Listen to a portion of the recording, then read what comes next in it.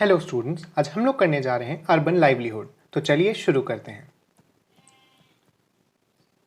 सबसे पहले हमें यहाँ स्टोरीज के थ्रू समझाया गया है कि कौन कौन से ऑक्यूपेशन अर्बन रीजन मतलब सिटीज में पाए जाते हैं। उसके पहले एक बात आपको बताई गई थी कि इंडिया में 5000 से भी ज़्यादा टाउन्स और सिटीज़ हैं।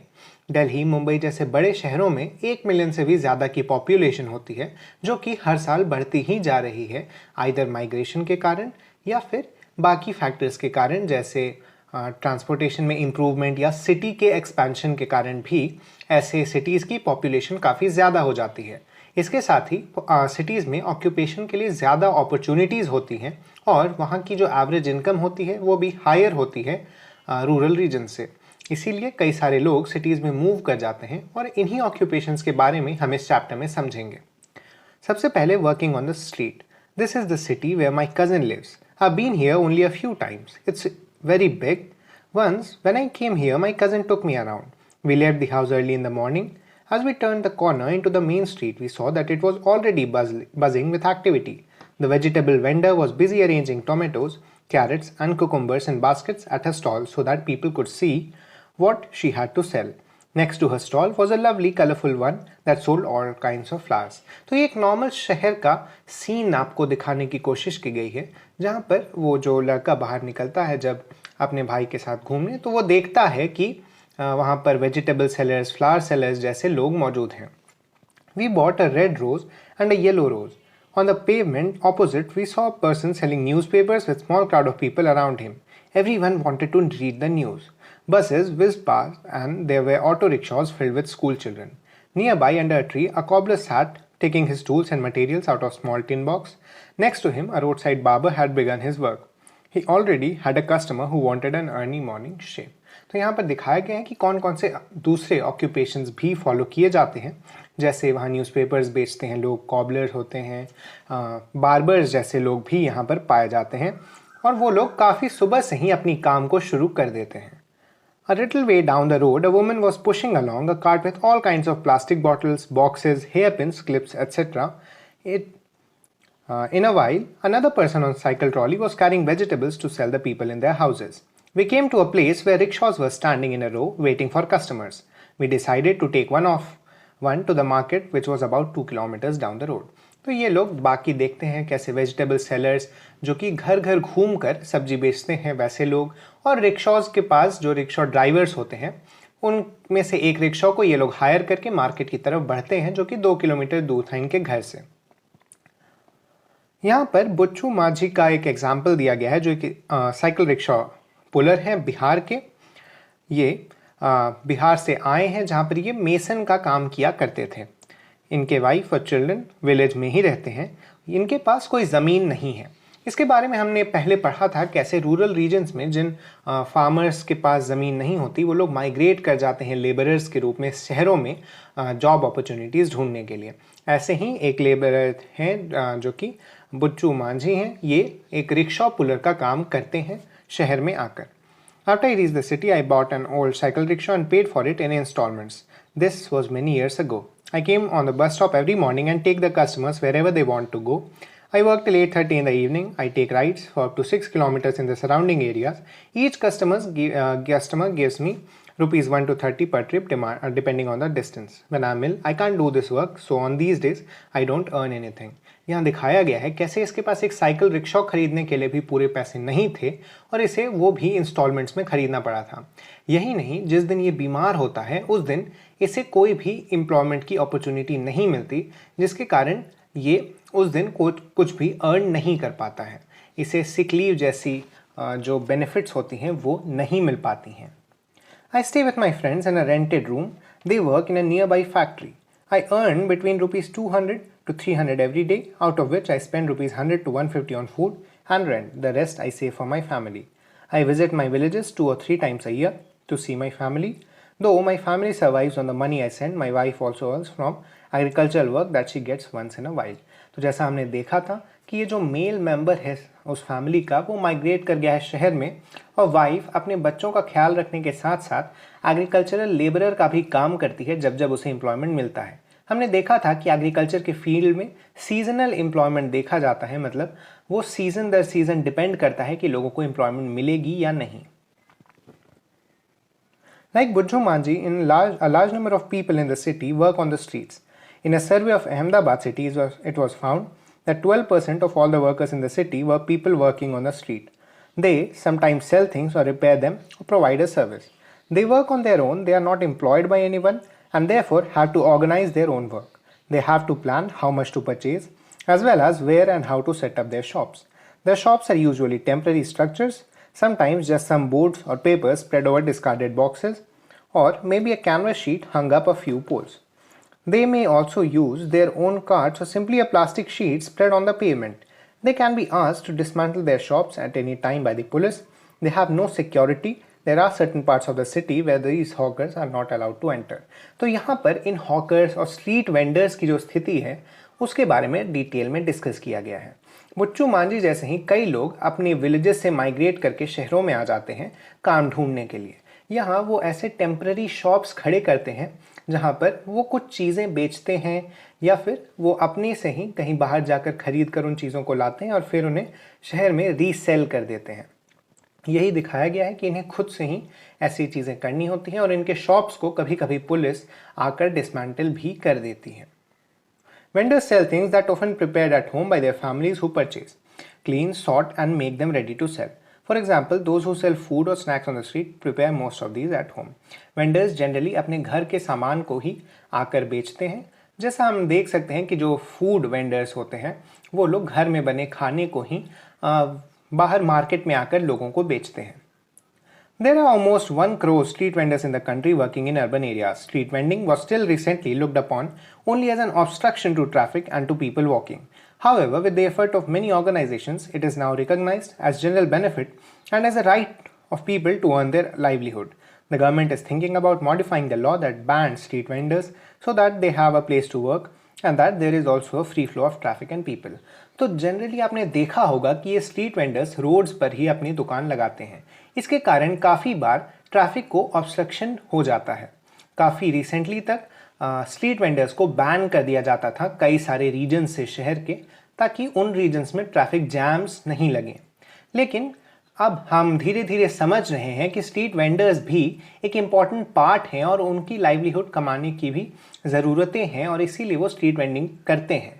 गवर्नमेंट ने इस चुनौती को समझा है और वो भी ट्राई कर रही है कि ऐसे स्ट्रीट वेंडर्स को प्रॉपर जगह दिया जा सके ताकि बिना ट्रैफिक के फ्लो को नुकसान पहुंचे ये भी अपनी कमाई कर सकें और अपना लाइवलीहुड कमा सकें। आपने देखा होगा कई सारे शहरों में वेंडर मार्केट खुल गए हैं। जैसे मेरे सिटी रांची में ही एक अटल वेंडर मार्केट करके खुला है जहाँ पर स्ट्रीट वेंडर्स को एक परमानेंट जगह दी गई है ताकि लोगों को वहाँ तक पहुँचने में भी कोई दिक्कत ना हो और जो बाहर ट्रैफिक का जो फ्लो था वो भी नुकसान ना पहुँचे। ऐसे ही एग्जाम्पल्स हम आगे देखेंगे। In the market, when we reach the market the shops were just beginning to open but the place was already crowded because of the festival season. There were rows and rows of shops selling sweets, toys, clothes, footwear, utensils, electronic goods, etc. There was a domestic clinic also at one end, dentist's clinic also at one end. My cousin had an appointment with the dentist. We went there first so that we would not miss our turn. We had to wait for a while in the room before she was called inside. The dentist examined her and asked her to come back the following day to get a cavity in her tooth filled. My cousin was scared because she thought the process would be painful and was upset that she had allowed her teeth to go bad. तो यहाँ हम देख रहे हैं कि कैसे शहर के जो मार्केट्स होते हैं उनमें कई तरह के शॉप्स और प्रोफेशनल्स भी रहते हैं। ऐसे ही एक प्रोफेशनल जो कि डेंटिस्ट हैं, उनके पास ये कज़न, इस जो कैरेक्टर के बारे में हम लोग बात कर रहे हैं उसकी कज़न गई थी और वहाँ पर कैविटी के बारे में बातें की है उन्होंने डेंटिस्ट से। From the dental clinic, she took me to the new garment showroom because I wanted to buy some ready-made clothes. The showroom had 3 floors. Each floor had different type of clothes. We went to the 3rd floor where the clothes for girls were kept. Harpreet and Vandana, business persons. My father and uncle worked in a small shop. During festival times and on Sundays, my mother and I helped them in the shop. I started working there only after I completed my college. Harpreet. We opened this showroom some years ago. I'm also a designer. Our business has changed. These days, people prefer to buy ready-made clothes rather than have them stitched. The trend these days is for ready-made garments. You also need an attractive display for them. ये वंदना की story है।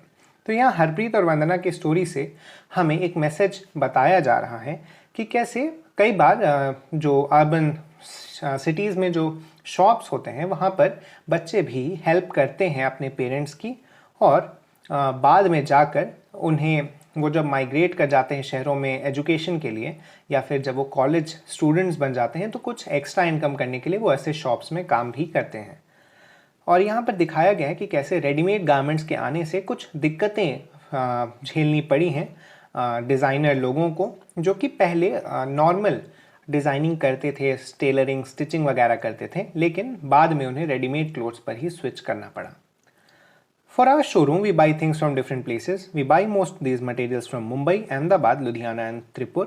Some materials also come from Noida and Gurgaon towns near Delhi. We get some dress items from foreign countries too. तो ये लोग कई सारी जगहों से क्लोथ्स को इंपोर्ट करते थे और थोड़े से बढ़ाकर दामों पर अपना प्रॉफिट कमाते थे बेचकर इनको अपने शोरूम में। These are several things we need to do to run this showroom properly. We advertise in newspapers, cinema theaters, television and radio channels. Currently, this building is rented, but soon we plan to buy it. Ever since this market has become the main market for people living in the surrounding apartments, our business has grown. We've been able to buy a car and book a flat in the apartment complex nearby. तो यहाँ पर दिखाया गया है कि कैसे इस showroom को रन करने के लिए एडवर्टीजमेंट्स डालने पड़ते हैं अलग अलग जगहों पर, और इस शोरूम से इनकी अच्छी खासी कमाई हो जाती है अगर आसपास के अपार्टमेंट के लोग इनके शोरूम से आकर सामानों को खरीदते हैं। Like Harpreet and Vandana, there are many people who own shops in various markets of the city. These shops may be small or large and they sell different things. Most business persons manage their own shops or business. They are not employed by anyone, but they do employ a number of other workers as supervisors and helpers. These are permanent shops that are given a license to do business by the municipal corporation. The municipal corporation also decides on which day of the week the market has to remain closed. For example, the shops in the above markets are closed on Wednesdays. This market also has small offices and shops that provide services such as banks, courier services and other. इसी market के जो decisions ली जाती है वो municipal corporation decide करती है। Municipal corporation के बारे में हम लोग अर्बन एडमिनिस्ट्रेशन वाले चैप्टर में पढ़े हैं, और ये म्यूनिसिपल कॉर्पोरेशन ही डिसाइड करती है कि कैसे इन शॉप्स को खुलना या बंद होना है। आपने देखा होगा कोविड-19 के सिचुएशन में भी ये डिसाइड करती थी वहाँ की लोकल गवर्नमेंट्स कि किस दिन शॉप्स को क्लोज रखना है। जैसे कई शहरों में नाइट कर्फ्यू लगा दिया जाता था, मतलब रात में शॉप्स नहीं खुलती थी। कई जगहों पर संडे कर्फ्यू लगाया जाता था, मतलब संडे को शॉप्स नहीं खुलती थी। तो ऐसे डिसीजंस म्यूनिसिपल कॉर्पोरेशन लेती है उस रीजन की। In the factory workshop area, I wanted to have zari work done on one of my dresses, which I needed for a special occasion. My cousin said that she knew Nirmala, who works in a garment factory. Nirmala's neighbors do zari work and embroidery. So we caught a bus and headed towards the factory area. The bus was really crowded. At every stop, more and more people got on and hardly anyone seemed to get off. People were pushing others to make more space for themselves. My cousin guided me to a corner so that we wouldn't get squashed. I wondered how people travel like this every day. As the bus entered the factory area, people started getting off. We also got off soon at crossing. What a relief that was. यहाँ दिखाया गया है कैसे हमारी जो cities की buses हैं वो काफ़ी ओवर क्राउडेड हैं। ये जनरली ज़्यादातर सिटीज़ में देखने को मिलता है कि जो म्यूनिसिपल कॉर्पोरेशन की बसेस होती हैं उनमें काफ़ी ज़्यादा भीड़ होती है, खासकर जो बसेस ज़्यादा ट्रैफिक वाले एरियाज़ में चलती हैं, जैसे ये फैक्ट्री वाले रीजन में। There was a large number of people sitting on railings or in groups at crossings. They seemed to be waiting for someone. Some groups had people on scooters standing by and talking with them. My cousin explained that this place was called Labor Chowk. These were daily wage workers who work as helpers and helpers to masons. They dig at construction sites, lift loads and unload trucks in the market, dig pipelines and telephone cables and also build roads. These are thousands of such casual workers in the city. तो जैसा मैंने आपको बताया था कि कई सारे लोग रूरल रीजन से माइग्रेट कर जाते हैं ऐसे अर्बन सेंटर्स में ताकि उन्हें ज़्यादा बेहतर जॉब अपॉर्चुनिटीज़ मिल सकें। ऐसे ही माइग्रेंट वर्कर्स जो आ जाते हैं शहरों में, उन्हें जॉब ढूंढने के लिए ऐसे लेबर चौक्स बनाए जाते हैं। यहाँ वो लोग जनरली अपने आप मतलब वहाँ आकर वो लोग खड़े हो जाते हैं और जिस किसी को भी लेबर की ज़रूरत होती है वो इन लोगों को एम्प्लॉय करके ले जाता है। We entered the factory area to find it full of small workshops. There seemed to be endless rows of them. In one section, we saw people working in small room on sewing machine where clothes was being stitched. One person operated one sewing machine. Clothes that had been stitched were stocked on one side of the room. यहाँ पर मतलब एक general situation explain की गई है कि कैसे factories में काफ़ी ऑर्गेनाइज ढंग से कई सारे रोज होते हैं और कैसे वहाँ स्टिचिंग का काम चल रहा था। यहाँ एक एग्जाम्पल लेकर बताया गया है। We located Nirmala in the stitching unit. She was happy to meet my cousin and promised to get my zari work done on the dress. Nirmala works as a tailor in an export garment unit. The factory where she works makes summer clothes for people in foreign countries like USA, UK, Germany and Netherlands. Workers like Nirmala have to work very long hours in months from December to April. A normal working day begins at 9 a.m. and finishes only by 10 p.m., sometimes even later. She works for 6 days a week. At times, when the work needs to be done urgently, she works on Sundays too. Nirmala is paid rupees 280 a day for 8 hours and rupees 100 extra for working late. तो यहाँ दिखाया गया है, यहाँ पर आप देख सकते हैं कि थोड़ा सा कॉन्ट्रास्ट भी दिखाया गया है।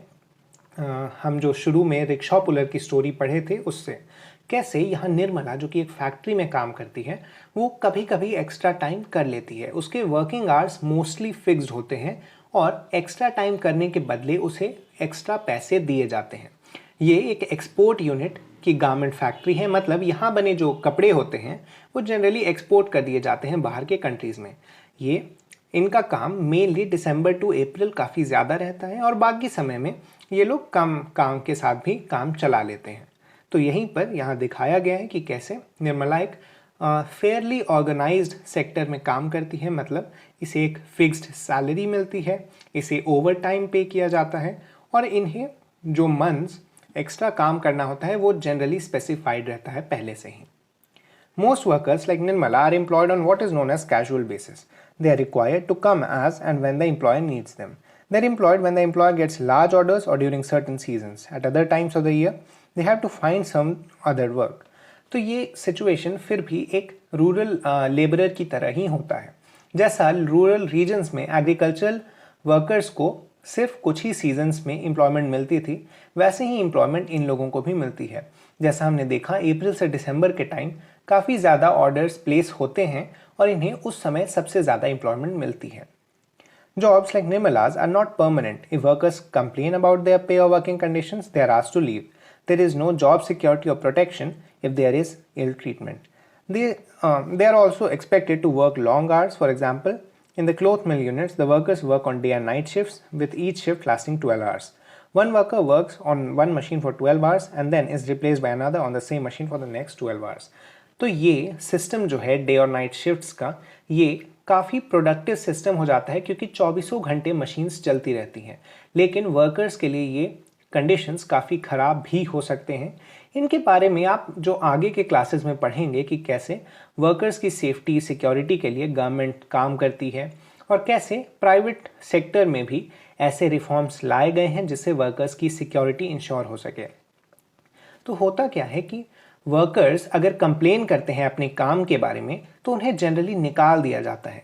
इसीलिए इन वर्कर्स को कैजुअल वर्कर्स कहा जाता है, क्योंकि इनके काम के लिए इन्हें पैसा तभी मिलता है जब ये काम करते हैं और जो इनका एम्प्लॉयर होता है उसके डिमांड्स के हिसाब से काम करते हैं। मतलब ये कभी कह नहीं सकते कि उनके वर्किंग कंडीशंस ख़राब हैं या फिर उन्हें एक बेटर पे मिलना चाहिए।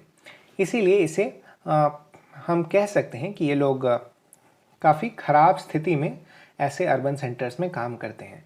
इनकी स्थिति फिर भी रिक्शा पुलर से बेटर होती है, लेकिन ये कैजुअल वर्कर्स भी एक poor section of the society को ही बिलोंग करते हैं शहरों में।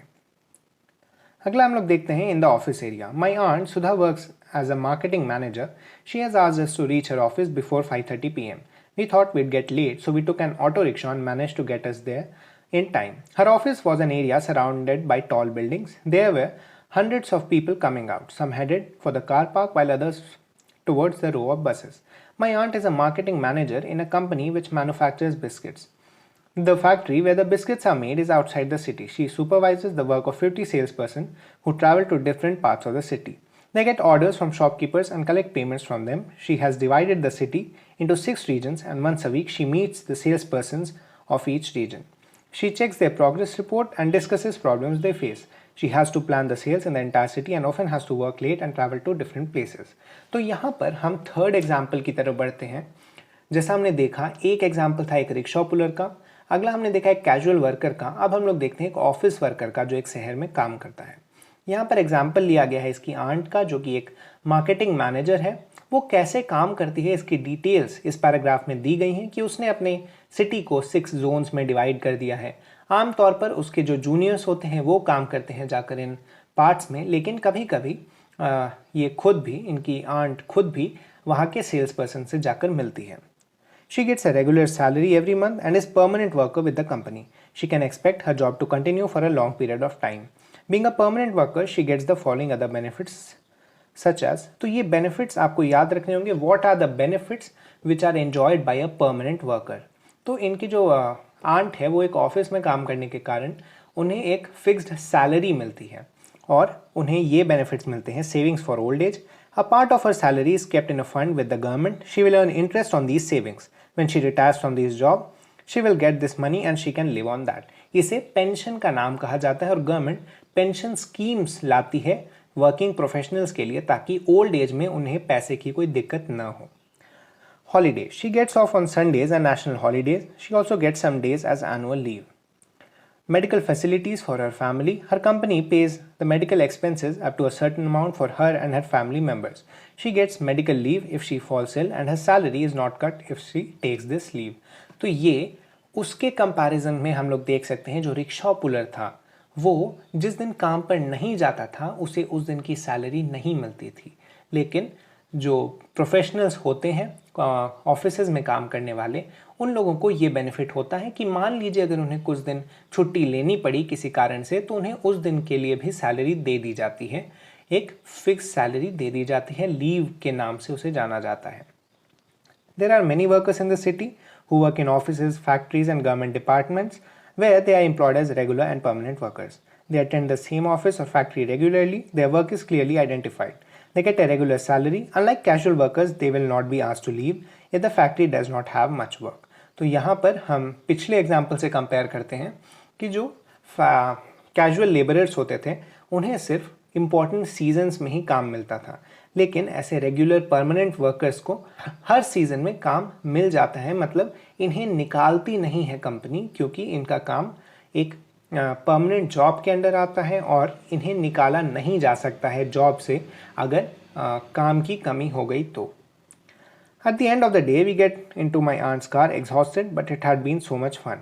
And I thought, how interesting that so many people do so many different things in the city. They probably never met each other, but it is their work that ties them together and helps make up the city life. यहाँ पर इस chapter को conclude किया गया है कि कैसे लोग भले अलग अलग काम करते हैं, भले वो लोग एक दूसरे से नहीं मिल पाते, लेकिन उन सब के जो जॉइंट एफर्ट्स होते हैं वही इस सिटी लाइफ को बेहतर बनाते हैं और पूरी तरह से कंप्लीट कर पाते हैं। इसी के साथ ये चैप्टर खत्म हुआ। हम लोग नेक्स्ट चैप्टर या इसी चैप्टर के क्वेश्चन आंसर के साथ आपसे मिलेंगे। Thank you.